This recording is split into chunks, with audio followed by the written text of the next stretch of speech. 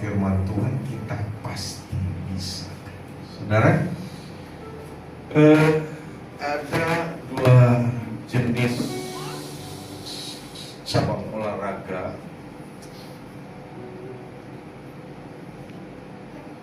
sangat menjadi favorit di dunia ini. Ya, salah satunya adalah sepak bola, ya, kemudian tinju.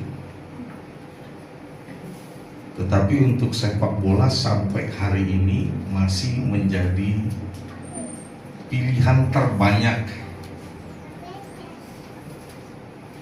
terkecuali cabang olahraga tinju ini di era tahun 70 sampai dengan 90. Ya, itu saya ingat betul, setiap kali ada pertandingan tinju, ya pada waktu itu ada dua jago, ya, yang difavoritkan, saudara, walaupun di era yang berbeda. Tetapi setiap kali kedua orang ini naik ring, itu jalanan sepi di Jakarta, saudara. Karena di tahun-tahun itu saya masih di Jakarta, sepi sekali, hening sekali, mengalahkan keadaannya ketika ada pertandingan sepak bola dunia, gitu ya, kalah, saudara. Ya, dan saudara, tapi ada satu yang unik, ya, tinju ini mendapat julukan leher beton, gitu ya. Ini pokoknya begitu naik ring, nggak sampai 1 menit mesti lawannya roboh, ya. Dan ada lagi satu yang unik, saudara. Jadi ketika pertandingan dimulai, bel itu berbunyi, lawan dari si leher beton ini ketika berhadapan dengan dia kemudian lari keluar ring. Jadi otomatis kalah, saudara. Kalah sebelum bertanding. Memang pada waktu itu, di zaman itu, saudara, bahwa orang-orang akan memberikan pendapat bahwa si leher beton ini tidak ada seorang pun yang mampu mengalahkan.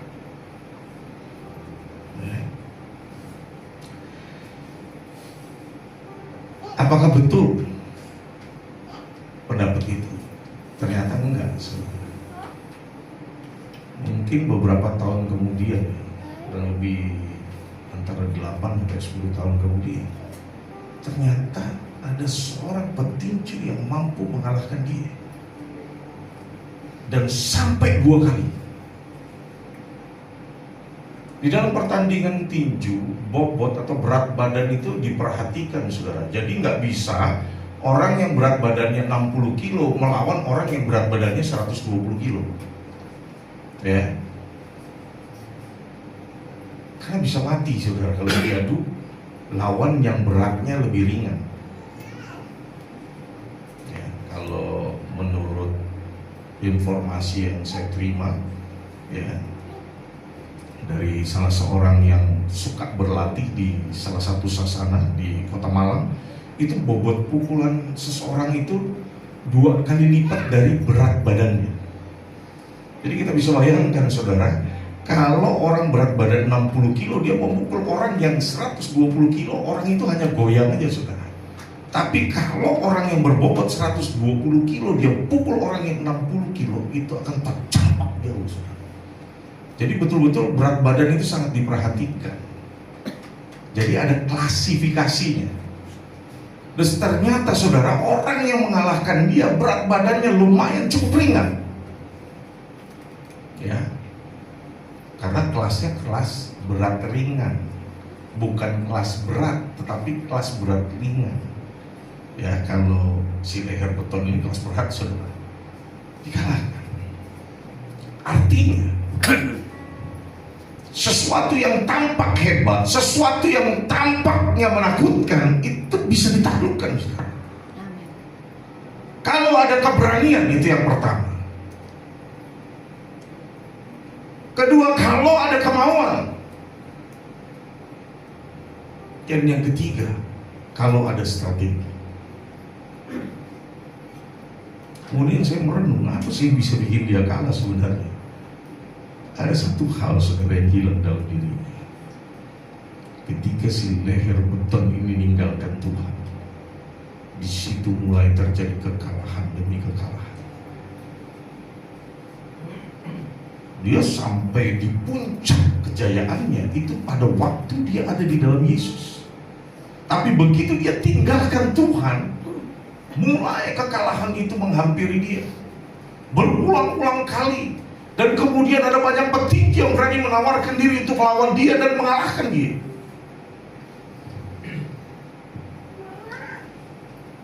Kita bisa karena Tuhan. Amin. Saudara, ini yang mesti kita tanamkan di dalam pikiran kita, di dalam hati kita. Jangan seperti petinju yang tadi saya sebutkan, saudara.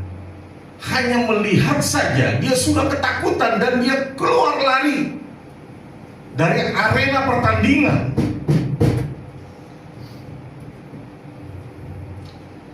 Ada begitu banyak orang-orang Kristen, saudara, yang memiliki sikap demikian. Ketika dia menghadapi atau ketika dia melihat ada sesuatu yang menakutkan, ada sesuatu yang mustahil ditaklukkan, saudara, mulai nyalinya menjadi kecil, saudara.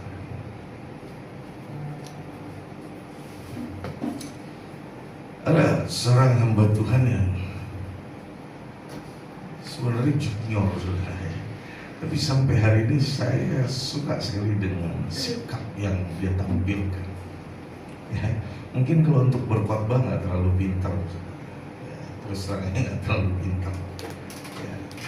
Tetapi setiap kali diberikan tanggung jawab, dia tidak pernah berkata tidak bisa. Dia akan bilang siap, saya akan kerjakan. Padahal belum tentu dia bisa. Tetapi dia membangun pikirannya untuk dia dapat mengerjakan itu.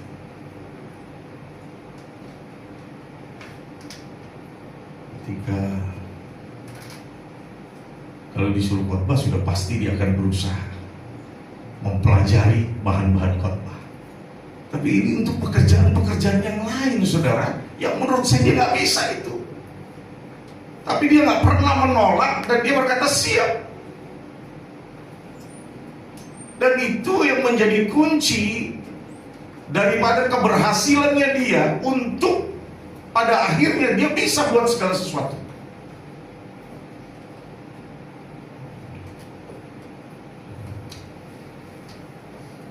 Makanya khotbah yang hidup itu adalah hidup kita sendiri, saudara. Amin. Khotbah cantik, khotbah yang bagus itu bisa dipelajari semua. Tapi khotbah dari hidup kita itu yang gak mudah. Sehingga orang waktu lihat hidup kita tanpa berbicara, orang lihat ada Kristus di situ. Ada kebenaran firman Tuhan di situ. Saudara, ini yang mesti kita tanamkan sekali lagi di dalam pikiran dan hati kita. Ubah kalau memang itu belum ada di dalam diri kita.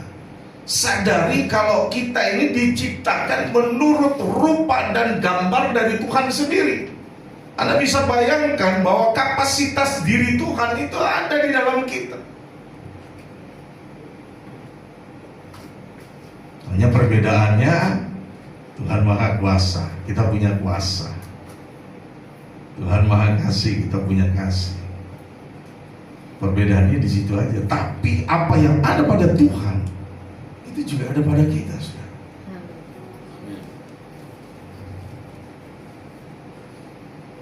Seperti ketika kita melihat satu keadaan atau satu situasi di dalam kehidupan kita, di dalam rumah tangga kita, di dalam usaha kita, ada kesulitan yang kita hadapi, ada tantangan yang mau tidak mau harus kita hadapi, saudara.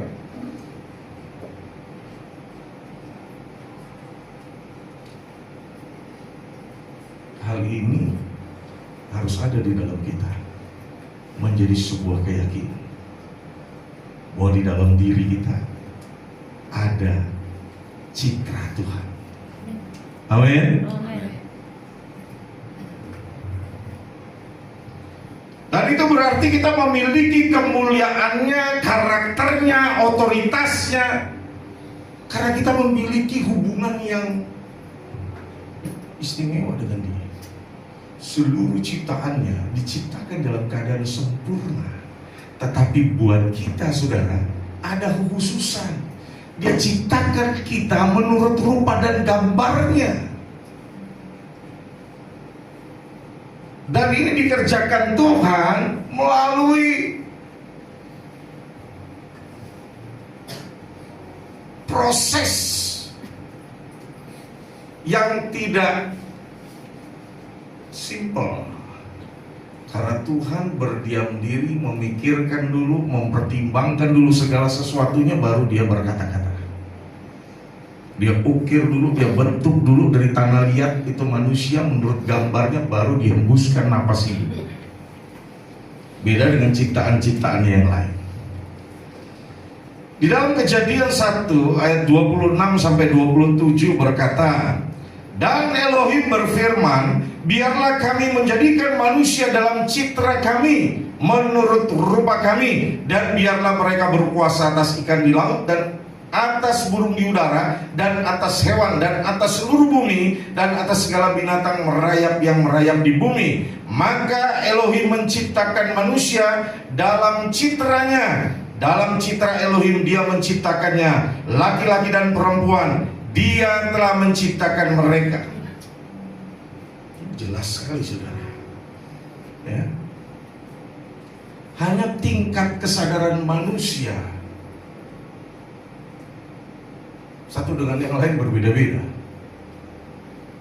Ketika manusia sudah jatuh ke dalam dosa, manusia pertama yang membawa seluruh manusia yang lainnya ada di dalam dosa, itu membuat kesadaran itu bahkan hilang.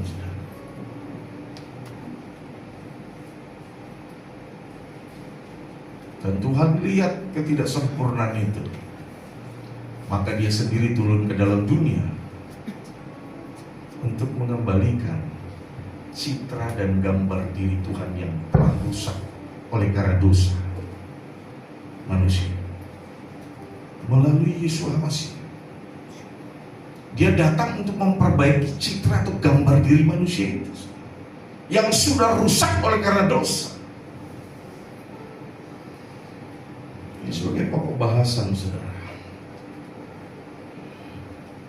Ya, bersama Yesus Hamasiah kita pasti bisa. Kenapa? Itu yang jadi pertanyaan.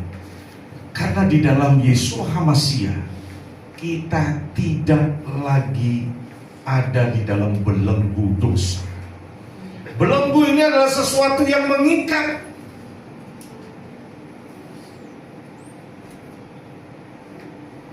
Dosa itu adalah sesuatu yang menjadi penyebab langkah kaki kita tidak tetap atau tidak pasti.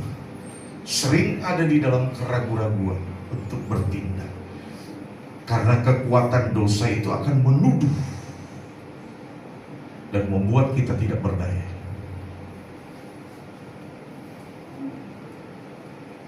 Racun itu harus dibuang. Antidot dosa adalah darah Yesus, darah Yesus Hamasiah. Itu yang membuat kita tidak lagi hidup di dalam dosa. Pengampunan daripada Yesus Hamasiah, garansi tentang hidup yang kekal di dalam kerajaan surga, itu bukan berarti melegalisasi bahwa kita boleh berbuat apapun juga, bahkan melanggar firman. Tidak demikian, saudara. Tapi justru ketika kita menyadari kalau kita sudah diselamatkan, dosa kita sudah diampuni, kita punya hak untuk memasuki kerajaan surga, ada tiket yang kita miliki, maka seharusnya kita lebih lagi menghargai korban Kristus di Kalvari bagi kita. Amin. Bukan malah seenak-enaknya bikin dosa, saudara, enggak. Ya.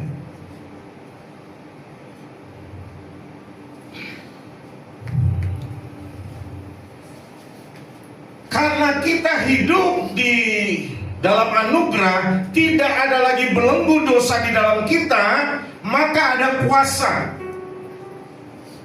di dalam diri kita dari Dia. Dan ada berkat-berkat Tuhan yang dicurahkan. Dan itu membuat kita tidak ragu-ragu lagi untuk melangkah. Karena dosa tidak lagi menuding kita. Dosa tidak lagi menuduh kita. Karena kita telah berkemenangan oleh Kristus. Amin. Bagi kita. Amin.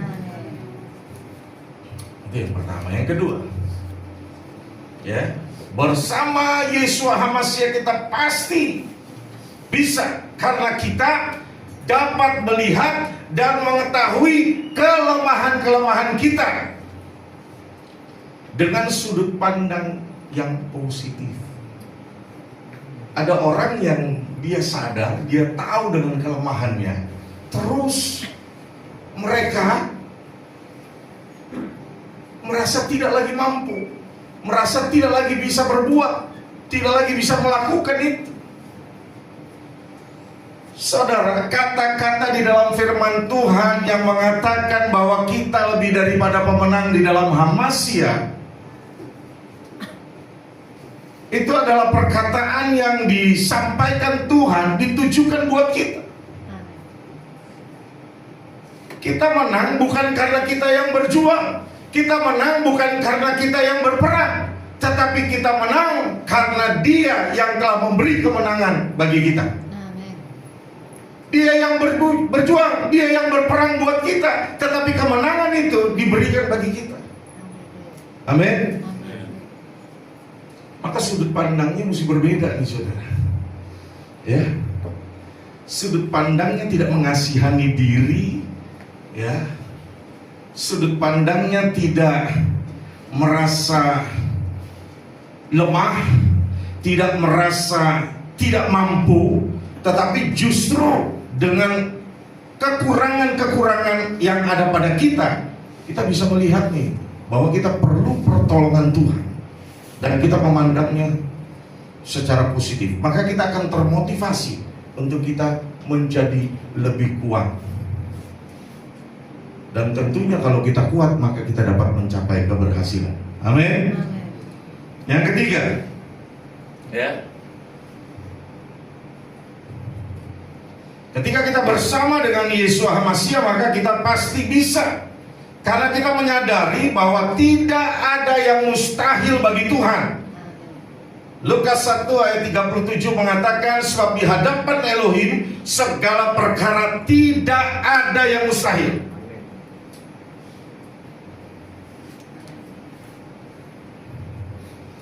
Terlalu banyak hal-hal yang kalau saya mau singkapkan melalui kesaksian hidup itu terlalu banyak. Tapi saya juga percaya bahwa ada peristiwa-peristiwa yang mungkin tidak sama, tetapi itu juga berbicara tentang hal yang mustahil, tapi engkau alami, engkau terima, engkau nikmati karena Tuhan. Peristiwanya, namanya, di mana terjadi atas dirimu mungkin bisa berbeda-beda, tapi pasti engkau pernah alami. Ya.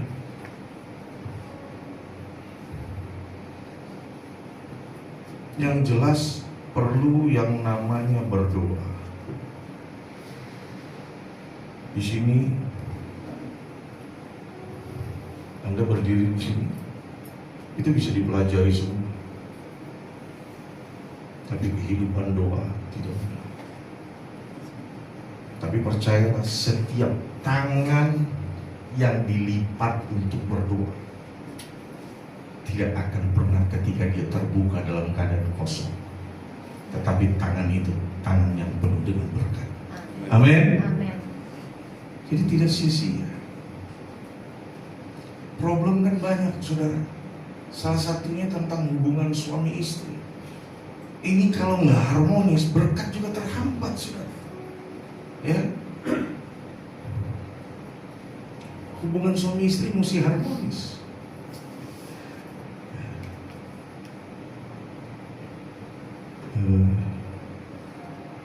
Ada ini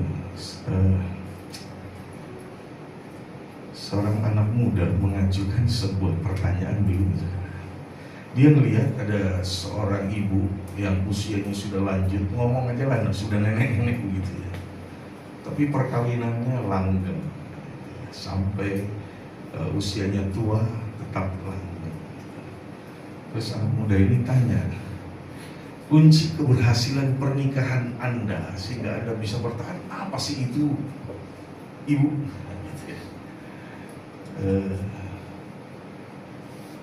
Apakah karena suamimu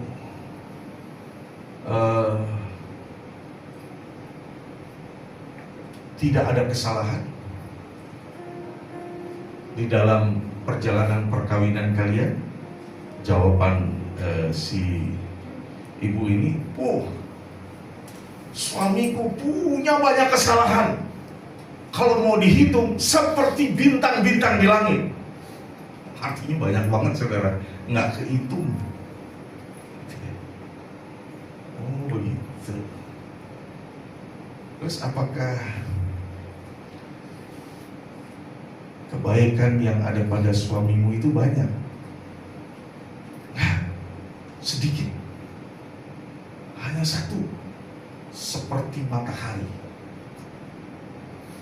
Lantas kemudian si pemuda ini bilang, apa? Kalau gitu kenapa perkawinan kalian tetap bertahan? Kalau yang banyak hanya kesalahan, sementara kebaikannya hanya sedikit. Mulai dia beri jawaban. Kalau matahari itu bersinar, maka bintang-bintang di langit itu hilang. Artinya, kalau kita melihat hanya kepada kebaikan, maka kesalahan-kesalahan, keburukan-keburukan yang ada itu hilang. Dan itu yang membuat pernikahan kita akan jadi langgeng.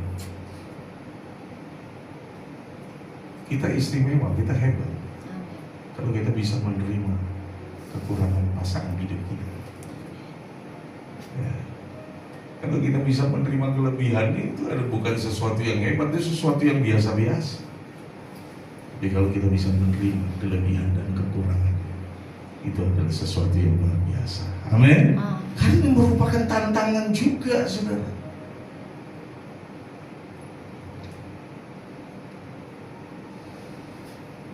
Sehingga apa yang mustahil itu menjadi kenyataan. Ya, setiap orang punya pergumulan masing-masing. Ada yang dalam rumah tangga, ada yang dalam usaha, ada yang dalam diri sendiri, karakter yang harus diperbaiki. Bukan karena terus nyembah Yesus nanti Tuhan yang merubah karakter kita. Enggak, saudara, ya mesti kita sendiri. Kebiasaan buruk mesti kita sendiri yang rubah, dan itu harus diperjuangkan. Ya. Nih, ada beberapa contoh. Saya selalu pakai contoh orang-orang yang ada di Alkitab. Ini Musa. Musa waktu dipanggil Tuhan, waktu Tuhan menyatakan Tuhan mau pakai dia, reaksi pertama Musa apa? Dia menolak. Oh jangan Tuhan, jangan. Dengan berbagai dalih dan alasan dia berbicara begini, saudara. Saya tidak mampu, saya tidak fasih bicara. Ya. Musa orang yang apa ya? Tidak pandai bicara. Ya.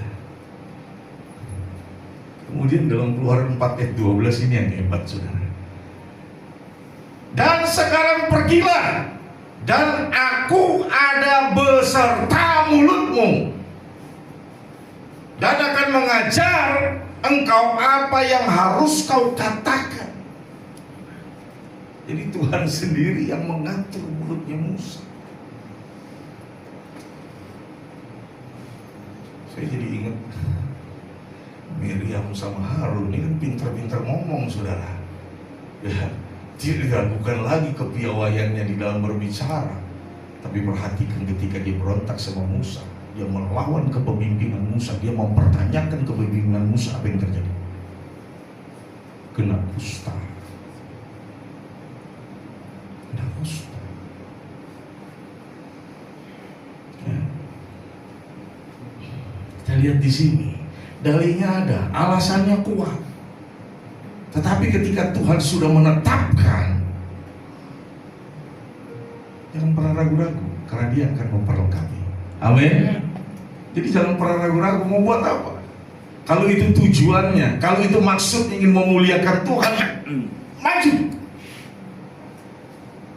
Jangan pernah takut, Tuhan yang akan memperlengkapi. Amin.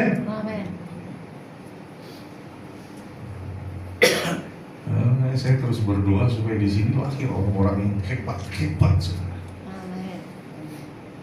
orang-orang yang kaya, diberkati Tuhan. Supaya apa? Supaya Tuhan dimuliakan. Saya minta supaya ada perbedaan antara orang yang mengenal dan yang tidak mengenal Elohim. Saya terus berdoa untuk ini. Dan Anda semua di sini adalah orang-orang yang mengenal Elohim. Amin. Amin. Amin. Maka jangan menganggap remeh tentang mesbah. Jangan, saudara. Kalau kita diberi kesempatan ada di puncak kepemimpinan, sampaikan tentang kebenaran atas peluang yang sudah Tuhan percayakan. Jangan malah mundur, jangan malah mulai to'ah dan toleransi. Ya seperti itulah toleransi. Kata toleransi mungkin kurang pas. Kompromi. Kompromi. Puji Tuhan, dapat input yang bagus. Jadi mulai kompromi boleh, saudara. Tetap nyatakan kebenaran di atas segala-galanya. Amin. Amin. Siapa lagi? Yang kedua Daud. Siapa sih Daud? Gitu ya. Daud itu kan nggak lebih dari seorang gembala kambing, gembala domba. Ya. Dan dia diabaikan kok keberadaannya. Bukan hanya sama orang-orang di sekeliling dia, tetapi ya seluruh keluarganya pun mengabaikan dia. Siapa dia? Nggak diperhatikan. Yang diperhatikan, yang mendapat kehormatan adalah anggota-anggota keluarganya yang hebat-hebat. Saya mau kasih tahu, mungkin sekarang ini engkau tidak dianggap, tetapi ketika engkau setia di dalam Tuhan, percaya Tuhan yang akan mengangkat. Amin. Dan orang akan orang akan menjadikanmu pusat perhatian. Baik. Karena Elohim ada di pihakmu. Amin. Amin. Dia diabaikan, saudara. Saudara-saudaranya, abang-abang yang hebat, yang tubuhnya gagah perkasa, saudara. Itu yang mendapat kemuliaan. Itu yang diperhatikan orang tuanya. Tetapi mereka tidak menjadi solusi. Tetapi Daud yang masih muda, yang firman Tuhan katakan masih kemerah-merahan, justru menjadi solusi. Bukan hanya solusi buat keluarga, tetapi buat bangsa dan negara. Ya. Dia menjadi pahlawan. Ya, dia menjadi pahlawan bagi Israel. Dan dia menegakkan nama Yahweh. Masih kemerah-merahan, masih imut-imut.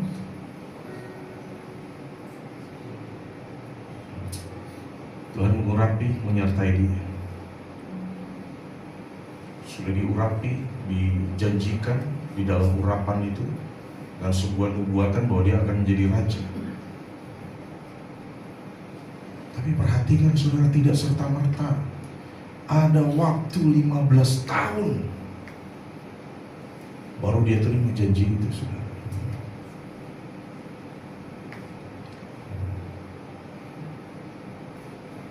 Dua kali dia punya kesempatan untuk membunuh Saul, tapi dia nggak ambil,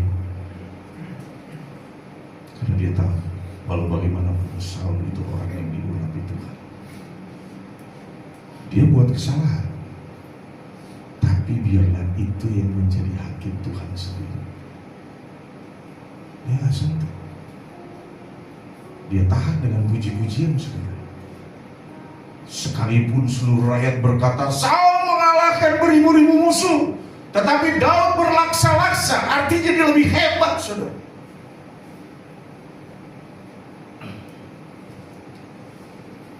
Tapi Daud tidak termakan dengan pujian.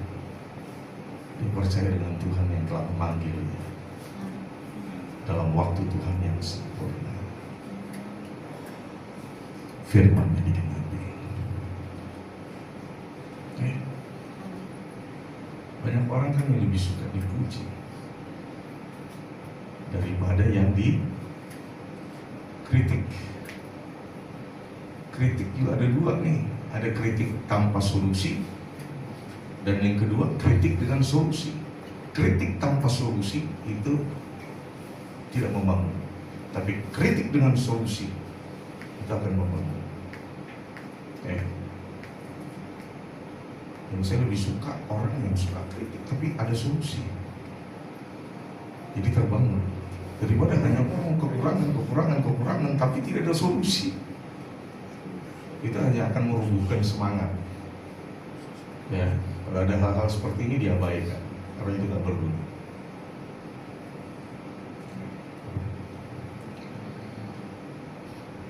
Kemudian yang ketiga, contoh yang ketiga, Gideon.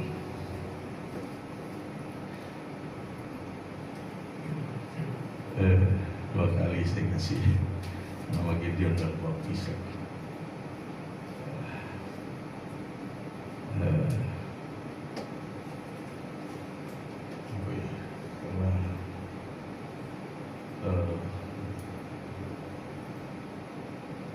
Betul, saya mengasihi.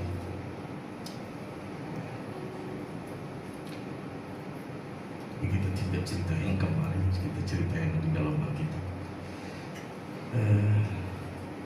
Gideon ini seorang anak muda yang tidak percaya diri, cenderung penakut, tidak berani bertanggung jawab dengan apa yang dibuat, selalu ada dalam keraguan-raguan, mengirik gandum di pemerasan anggur, mengerjakan sesuatu tidak pada tempatnya.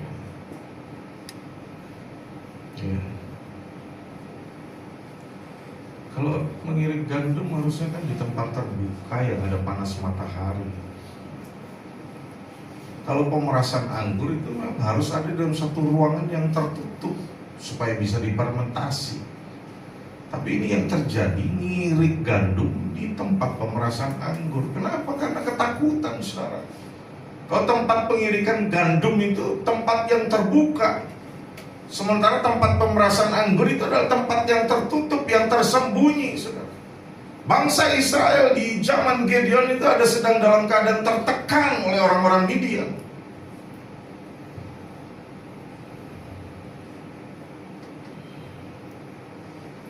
Kemudian Tuhan panggil Gideon untuk memimpin bangsa Israel. Tapi di sini juga dia berdalih, karena berdalih itu sifat dasar manusia, sifat alamiah manusia. Naturalnya manusia itu suka berdalih. Sudah bikin dosa, tidak mau mengakui kesalahan. Ya, kita lihat contohnya Adam dan Hawa kan. Sudah jelas makan buah yang baik dan yang pengetahuan yang baik dan yang jahat, tapi ada menyalahkan Hawa. Hawa kemudian menyalahkan ular, dan terjadilah saling menyalahkan di situ. Itu sifat naturalnya manusia, berdalih. Ini dipanggil Tuhan. Sepanjang zaman sudah terlihat atau sudah dicatat di dalam kitab suci, atau di dalam perkataan-perkataan yang dilanjutkan turun-temurun melalui kisah-kisah kepahlawanan, kisah-kisah perjalanan dari bangsa Israel, ya, bagaimana Elohim menyertai mereka. Ketika mereka ada di dalam Elohim, maka mereka berkemenangan. Ketika mereka ada di luar Tuhan, maka mereka mengalami kekalahan. Sudah jelas sekali bagaimana tangan yang kuat, saudara, membawa mereka keluar dari tanah perbudakan kepada tanah perjanjian. Sudah jelas. Dan Elohim panggil Gideon supaya memimpin bangsa itu, tapi dia ketakutan, saudara. Dia berdalih, dia bilang, "Ya Tuanku, dengan apakah aku akan menyelamatkan Israel? Ketahuilah, kaumku adalah yang paling lemah di antara suku Manasye." Ini kan paling kecil gitu di tengah-tengah suku Manasye. Manasye ini juga termasuk suku yang jumlahnya atau populasinya sedikit. Sudah sedikit populasinya, ternyata kaum yang menjadi kaum dari Gideon itu adalah kaum yang paling sedikit juga jumlahnya di tengah-tengah suku Manasye. Dan bahkan di sini dia bilang, "Dan aku pun yang paling muda di rumah ayahku." Ini dalilnya, saudara, menghindar daripada panggilan. Kenapa? Karena dia tahu kekurangannya. Kenapa? Karena dia tahu kelemahannya. Kenapa? Karena dia tahu ketidakmampuannya.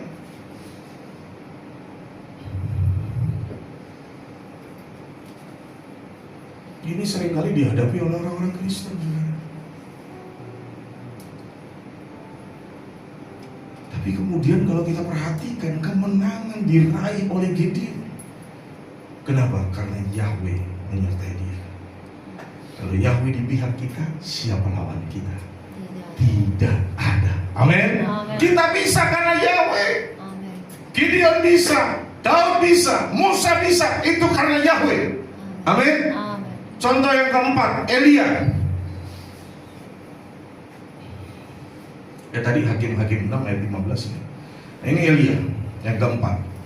Elia siapa sih? Dia seorang manusia biasa, sama seperti kita. Dia punya rasa takut, dia juga punya rasa khawatir, dan bahkan pernah frustasi. Bukan hampir, sebenarnya pernah frustasi ya. Karena ketakutan menghadapi Isabel ya. Ini adalah keadaan yang alami dari manusia, punya rasa takut, punya rasa khawatir.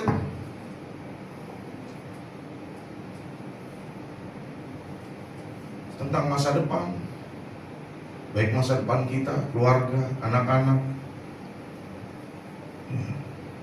Percaya saudara, orang benar, firman Tuhan bilang, anak cucunya tidak akan pernah minta-minta. Amin. Dan bahkan generasi kedua, ketiga, firman Tuhan bilang diberkati.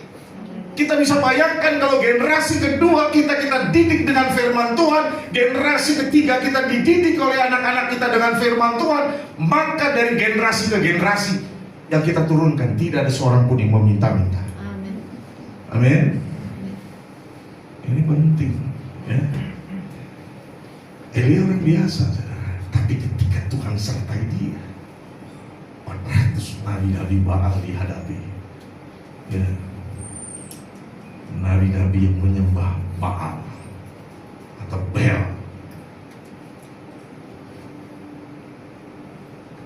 dewa kesuburan, atau Allah, dewa kesuburan bangsa Arab.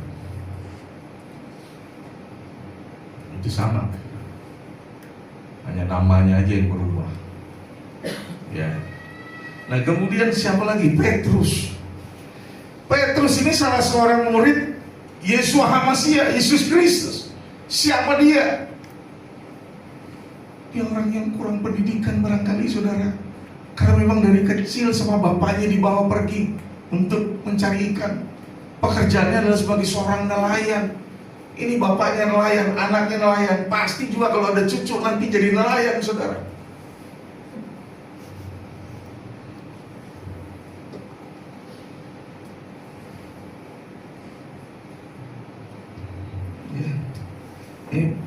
Dia nggak terpelajar ya, dia bukan orang yang terpelajar.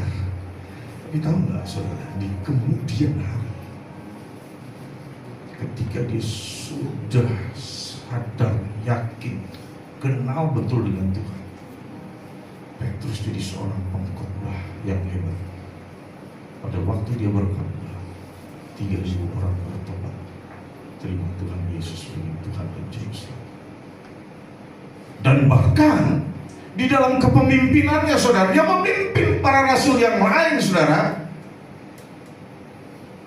yang mungkin punya pendidikan lebih tinggi dari dia. Dan dia adalah bapak gereja yang pertama di konsili pertama ditetapkan bahwa Petrus adalah paus yang pertama yang melanjutkan kepemimpinan Yesus. Nah ini mereka ini bisa karena kenapa?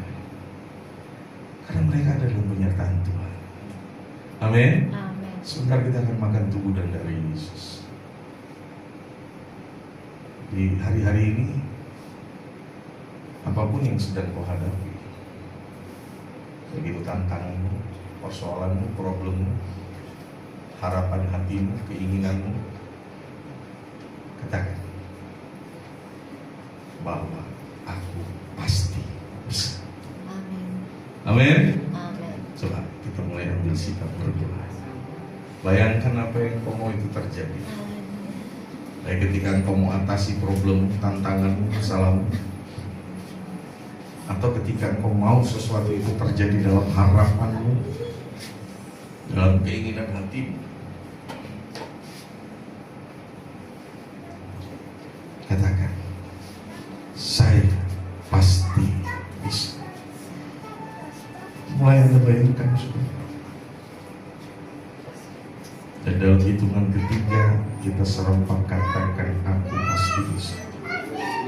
1, 2, 3. Aku pasti bisa. Di dalam Hamasya, bersama Yesus Hamasya, aku pasti bisa. Kami pasti bisa menjadi pemenang, bahkan lebih daripada pemenang. Amin. Makasih Tuhan. Firman sudah kami dengar. Semesta alam boleh jadi karena Elohim berfirman. Maka firman sudah kami dengar. Maka firman itu akan bekerja, merajut, membentuk daripada apa yang jadi harapan kami, apa yang jadi keinginan kami. Tantangan apapun yang sedang kami hadapi, problem apapun yang sedang kami alami, Tuhan, kami berkemenangan atasnya.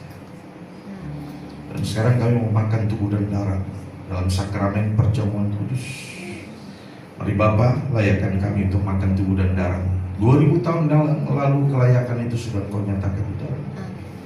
Sekarang kami tinggal ambil bagian dalam tubuh dan darah. Silakan Tuhan, Kau beracara penuh atas kami. Demi nama Tuhan Yesus Hamasiah,